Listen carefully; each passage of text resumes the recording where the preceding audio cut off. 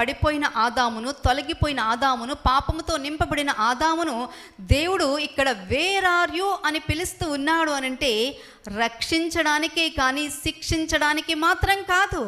ఎందుకంటే ప్రశ్నలోనే దాగి ఉన్నది రూపాంతరము, ప్రశ్నలోనే దాగి ఉన్నది మార్పు, ఆ ప్రశ్నలోనే దాగి ఉన్నది ఆశీర్వాదం. అది తెలియక చాలామంది who are you to question me, నా లైఫ్ నా ఇష్టం అని చెప్పి ఎంతోమంది తొలగిపోతూ ఉన్నారు. వారి జీవితాన్ని ఎంతగానో నష్టపరుచుకుంటూ ఉన్నారు. యవనస్తులో ఉన్న పెద్ద జబ్బు ఏంటో తెలుసా అండి? ఏదైనా ఒక ప్రశ్న మనం వేస్తే నీకెవరు చెప్పారు నేను తప్పు చేశాను అని? తప్పు చేశారు, అది వాస్తవం, వాళ్ళు అనుకుంటూ ఉన్నారు కదా. మా మమ్మీకి తెలీదు, మా డాడీకి తెలీదు, మా టీచర్కి తెలియదు. తెలియచెప్పే ఒకరు ఉన్నప్పుడు మన బిడ్డలు చేసే తప్పులు మనకి తెలుస్తూ ఉంటాయండి.